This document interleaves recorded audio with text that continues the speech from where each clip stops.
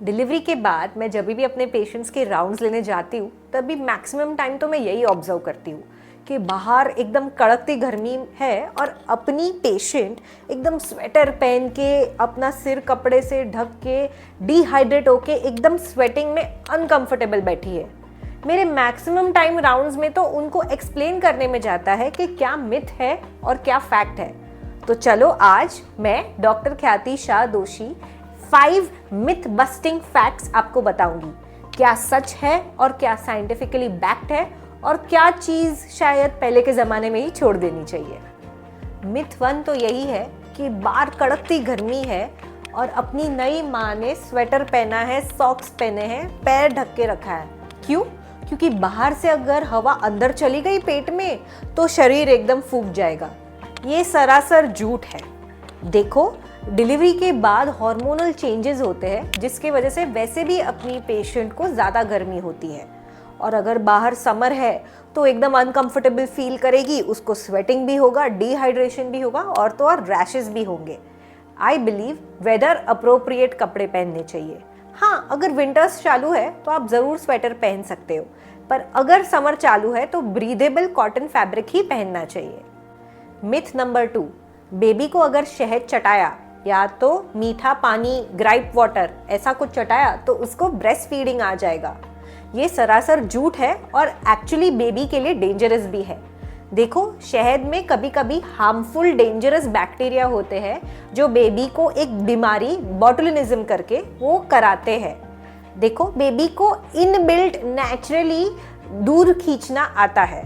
हर 2 घंटे में अगर बेबी को मम्मी की छाती से लगाया और अप्रोप्रिएट प्रॉपर लैचिंग हुआ तो बेबी निपल से अपने आप दूध खींच सकता है, उसको और कुछ सिखाने की ज़रूरत नहीं है। मिथ नंबर 3, पहले 3 दिन में मम्मी को जो गाढ़ा दूध आता है जिसे हम कोलोस्ट्रम बोलते हैं वो बेबी के लिए बिल्कुल भी अच्छा नहीं होता है और उसे फेंक देना चाहिए।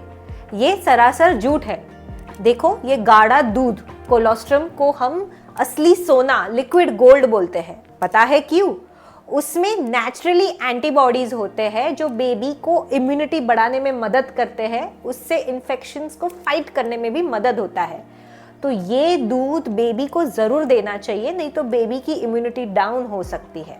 In fact immediately after delivery baby को एवरी 2 आवर्स ब्रेस्ट फीडिंग देना ही चाहिए। ये जो गाढ़ा दूध आया वो तो स्पेसिफिकली देना चाहिए। मिथ नंबर 4 है कि ज़्यादा पानी पीना नहीं चाहिए क्योंकि उससे पेट फूलता है और ठंडे फूड्स जो है जैसे कि दही या फ्रूट्स वो तो बिल्कुल भी खाने नहीं चाहिए। ये भी एक मिथ है। देखो, प्रेगनेंसी के बाद नई मम्मी को हीलिंग और रिकवरी की सख्त ज़रूरत है। उसको एडिक्वेट हाइड्रेशन मतलब मिनिमम 3 से 4 लीटर पानी की तो ज़रूरत ही है। उसको डिहाइड्रेटेड मत रखो, इनफ वाटर देना है। और जो ठंडे फूड्स की बात है जैसे कि दही या तो फ्रूट्स, उसमें नेचुरल एंटीऑक्सीडेंट्स है और अच्छे बैक्टीरिया जिसको हम लैक्टोबैसिलाई बोलते हैं वो भी है जो हीलिंग और रिकवरी में ज़्यादा मदद करेंगे। तो प्लीज़ अपने पेशेंट को ये खाने से स्टॉप मत कीजिए। मिथ नंबर 5 है कि डिलीवरी के बाद पेशेंट को कंप्लीटली आइसोलेट कर दो, एक रूम में रखो जहाँ पे सारे खिड़कियाँ बंद है, पर्दे लगाए हुए हैं, उसको कंप्लीट बेड रेस्ट बोलो और किसी से भी मिलने ना दो। देखो, ये भी एक मिथ है। मैं समझती हूँ कि delivery is a very exhausting procedure, उसके बाद बहुत थकावट होती है और रेस्ट की भी ज़रूरत होती है, पर इसका मतलब ये तो नहीं है कि पेशेंट को टोटली आइसोलेट करके एक रूम में रखना है। हाँ, उसको रेस्ट करने दो, पर विंडोज खोल के रखो, फ्रेश लाइट और फ्रेश हवा को अंदर आने दो। जब भी पेशेंट को लगता है कि हाँ वो एडिक्वेटली वेल रेस्टेड है, उसके बाद वो अपने फैमिली मेम्बर्स से ज़रूर मिल सकती है, बातें कर सकती है, क्योंकि ये इमोशनल सपोर्ट काफ़ी नीडेड है।